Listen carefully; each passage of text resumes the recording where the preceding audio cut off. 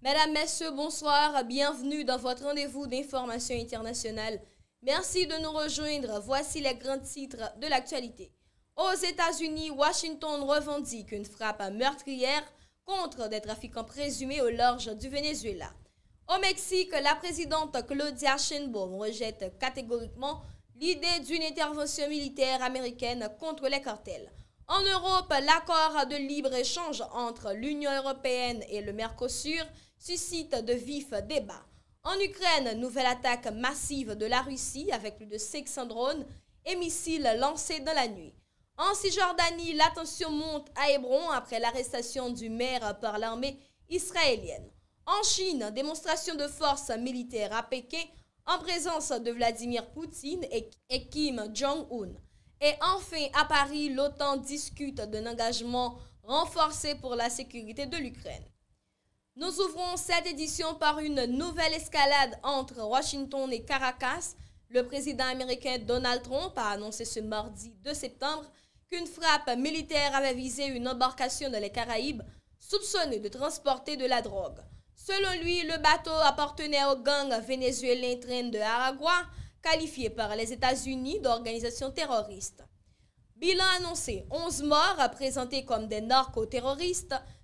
Le chef de la diplomatie américaine, Marco Rubio, confirme que l'opération s'est déroulée dans le sud des Caraïbes.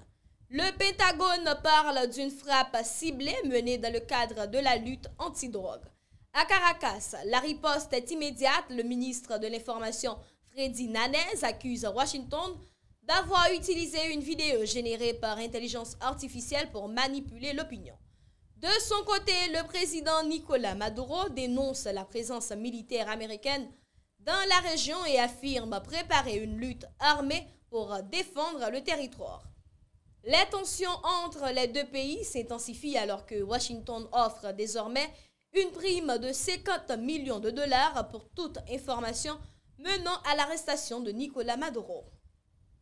Toujours sur le continent américain, direction maintenant le Mexique où le débat autour de l'ingérence américaine fait également rage.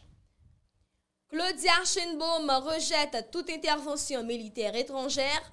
En déplacement à Mexico, le secrétaire d'État américain Marco Rubio a rencontré la présidente Claudia Sheinbaum. Au centre des discussions, la lutte contre les cartels de la drogue. Les États-Unis défendent depuis plusieurs mois l'idée d'une intervention militaire, soutenue par une partie des républicains et appuyée par Donald Trump. Mais la réponse de la présidente mexicaine est ferme. Pas question d'accepter une ingérence étrangère, chacun sur son territoire, insiste-t-elle. Washington plaide pour des mesures rapides et décisives et rappelle qu'un décret présidentiel autorise le Pentagone à intervenir militairement à l'étranger. Mais les positions restent éloignées. Mexico privilégie une coopération bilatérale respectueuse de la souveraineté nationale.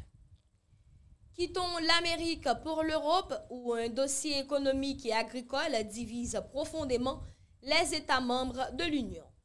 La Commission européenne soumet aujourd'hui au vote l'accord commercial avec le Mercosur, conclu en décembre dernier après plus de 25 ans de négociations. Ce texte vise à faciliter l'exportation de voitures, de machines et de spiritueux européens vers l'Argentine, le Brésil, l'Uruguay et le Paraguay. En retour, l'Europe ouvrirait davantage son marché à la viande, au sucre et au soja sud-américain. Pour Ursula von der Leyen, il s'agit d'un accord gagnant-gagnant qui permettrait à l'Europe de réduire sa dépendance économique vis-à-vis de la Chine. Mais les critiques sont vives. En France, la FNSEA alerte sur un danger pour les éleveurs et dénonce l'importation de produits cultivés selon des méthodes interdites en Europe. Pour entrer en vigueur, l'accord doit obtenir l'approbation d'une majorité qualifiée des États membres et être ratifié par le Parlement européen. Rien n'est encore joué car plusieurs pays, dont la France, pourraient s'y opposer. Pendant ce temps, en Ukraine, la guerre continue de frapper durement la population. Dans la nuit du 2 au 3 septembre, la Russie a lancé une attaque d'ampleur inédite contre l'Ukraine. Plus de 600 drones et missiles ont été tirés visant Kiev, Lviv et la région de Tchernigiv, Les dégâts sont importants, des infrastructures énergétiques endommagées, des dizaines de milliers de foyers privés d'électricité et plusieurs blessés. Le réseau ferroviaire a lui aussi été touché. Le président Volodymyr Zelensky accuse Vladimir Poutine de vouloir démontrer son impunité et appelle ses alliés à renforcer leur soutien.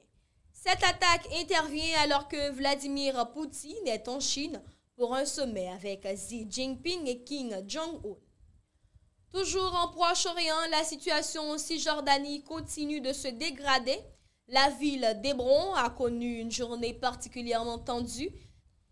L'armée israélienne a arrêté le maire Taïsir Abu Cheine après une opération menée à son domicile. Parallèlement, des colons israéliens se sont installés dans plusieurs habitations palestiniennes de la vieille ville.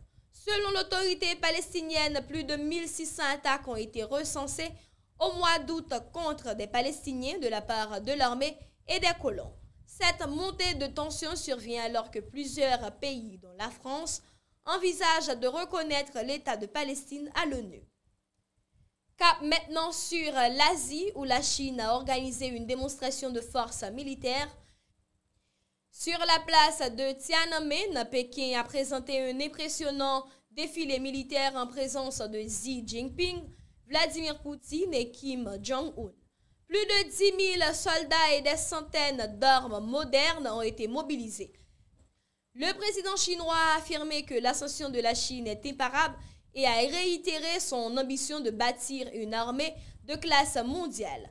Aux États-Unis, Donald Trump a dénoncé une conspiration entre la Chine, la Russie et la Corée du Nord contre son pays. Et pour terminer cette édition, retour en Europe où les alliés de l'OTAN discutent de l'avenir de leur engagement auprès de l'Ukraine. Une réunion cruciale se tient ce jeudi 4 septembre à Paris. Objectif: préciser l'engagement des Européens dans les garanties de sécurité promises à l'Ukraine. Le secrétaire général de l'OTAN, Mark Rutte, s'est exprimé la veille à Bruxelles. Il attend de cette rencontre une vision claire des efforts que les alliés peuvent entreprendre collectivement. Washington devrait également préciser son rôle dans ce dispositif. Pour Mark Rutte, il s'agit d'aller encore plus loin et d'assurer un soutien durable à Kiev sur le plan militaire comme politique. Cette réunion intervient alors que la Russie multiplie ses frappes massives contre les infrastructures ukrainiennes, rappelant l'urgence d'un appui renforcé. Ainsi s'achève cette édition. Merci de votre fidélité et de votre attention. Retrouvez-nous demain, même heure, pour un nouveau point sur l'actualité internationale. Une excellente soirée à toutes et à tous.